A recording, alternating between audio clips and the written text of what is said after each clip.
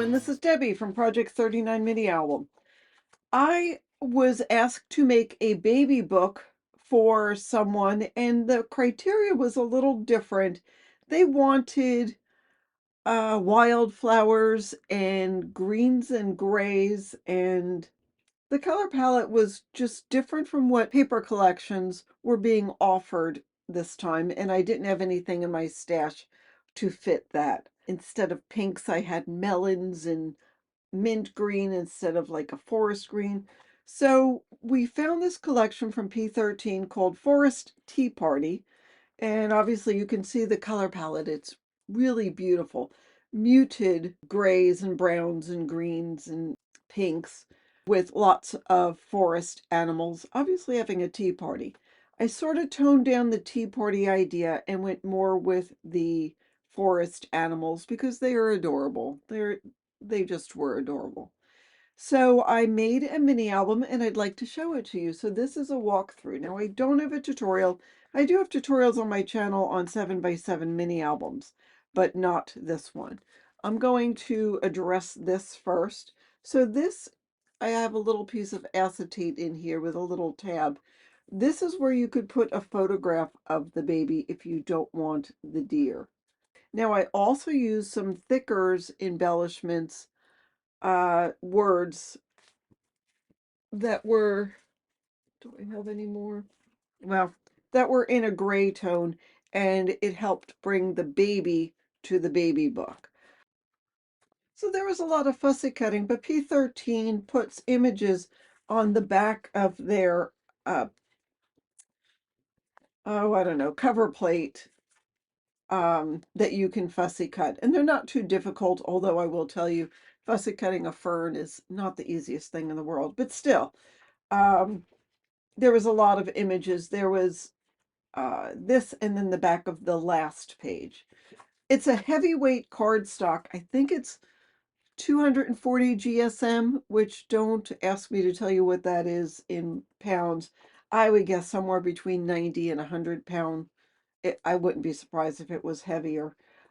It's a nice heavyweight cardstock, which makes the album really um, secure. I don't know, it really solid.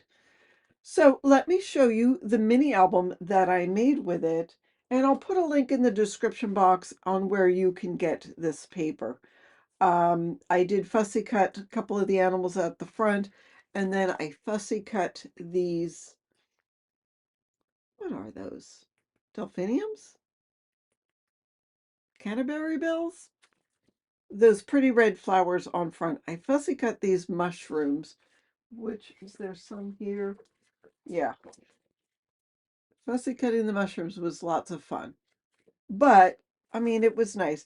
I built a frame using some dimensional adhesive, several layers of cardstock and pattern paper. This deer was in one of the 3x4 cut-aparts, and actually this border was the outline of it, and then I cut the deer for the inside. But again, I made this with the intention of putting a little photo of the baby. Ferns that were fussy cut out, some leaves that are fussy cut, and just added a little bit of dimension. Now I glued it down. I did not use dimensional adhesive for these items just because I thought it's a baby book. It's probably going to be handled by little kids. I wanted to make sure everything was glued down nice and solid. So everything is. Except for the frame. As I said, that's where I use some dimensional adhesive. So anyhow, 7x7 cover. The pages are 6¼ by 6¼ So here again, I used those stickers words. I just thought Hello Baby would be fun in the front. This is a pull-out photo mat. This is one of the cut-aparts. I just thought that would be a great spot to write, you know, the baby's name and maybe the weight and whatever, and then the newborn photo for there. And a nice maybe photo of the family there. I loved how the thickers just made this all pop. It really brought it together as a baby album. That's all I have in it as far as the thickers. But still, you can tell it's a baby album. So I have a double stacked pocket here in the front. There was one paper that had some, I wouldn't say border strips because there's 4 or 5 on a page, and as you can see, it's fairly wide, but it was a fun little collection, and it made this nice little pocket area. I did put a thumb tab there, and then this goes in the top pocket, and then I like having it down tucked in here so when you open it doesn't flap. I mean, it doesn't matter. You can open it like this, and then when you open it, that flaps up. That's why I liked it tucked in. But either way, it makes a nice introduction. So one of the pages here, this is my favorite page, has, and again, you see some of the tea cups and teapots elements, but I sort of stayed away from that. In fact, I think there was a teacup here and I just covered that up. But I fussy cut around one of those wreaths, added some cardstock below, put a magnet on it, and that is the page. So you can add a photo here and a photo there, and that'll open like this. Now I did add a couple of photo mats. You can cover them up if they don't suit your purpose, but I just thought it was breaks up some of the pattern paper. I had some scrap left over, so I added some little photo mats here, and some of the animals just made it as a tuck spot. It is a hidden pocket album. There are 5 signatures, so there are 5 little pullouts in each page. So here, that's a 4x4 cut apart. So that'll open up like that, giving you room for a small photo. Of course, the bunny is a tuck spot as well, and that will come down. And then I've got more of the fussy cut animals just to add just some prettiness to the page. That'll open like that, that'll open like that. And I put these in so the recipient knows that they are tuck spots as well. Now this, I just fussy cut a second page and put it on top so you can see there's a tuck spot. Let me show you. There's a tuck spot there and a tuck spot there. But you could still put a photo on there and then the little animals would be peeking in to check out the photo. So I just, the paper's gorgeous. It's gorgeous. And then this will close. There's a magnet on here and that keeps that all together. And then that's where you'd put a photo just right there. It's the same image there, so it's okay if we cover some of that up. And there's your photo mat. This page is similar to that first one. It'll open up like that. There is a cute little mouse. This one that has a tea bag and this has a spoon. So there is some of that, but I figured you'd put a photo here. So you might cover that up. And then I fussy cut one of the animals and then one of the 3x4 cut aparts. And then this again is a tuck spot with some fussy cut things. Now, if this were me and I were putting baby pictures in here and I had a 4x4 photo, I would glue this photo mat down, adhere the photo with whatever, something photo safe, and then I would glue this back onto the photo. So again, you know, if you make a baby album, you might look through it when the baby's 1 or 2 or 3, and sometimes you get those little fingers. You want to make sure everything is glued tight. And then there's that photo mat. This page, this is I got the 6x6 and the 12x12 paper, just because I liked the different sizing on it. And as you can see, this came out really nice.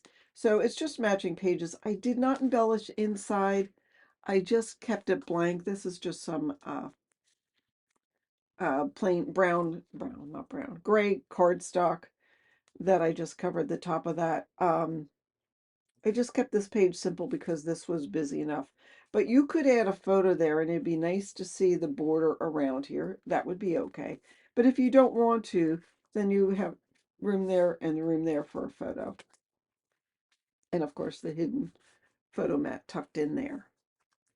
Now this is a belly band. This was a 4x4 cut apart, but I left it open at the top so you could still add a photo onto there. And then there is a nice sturdy photo mat just tucked in there. This paper, by the way, was gorgeous. Isn't that pretty?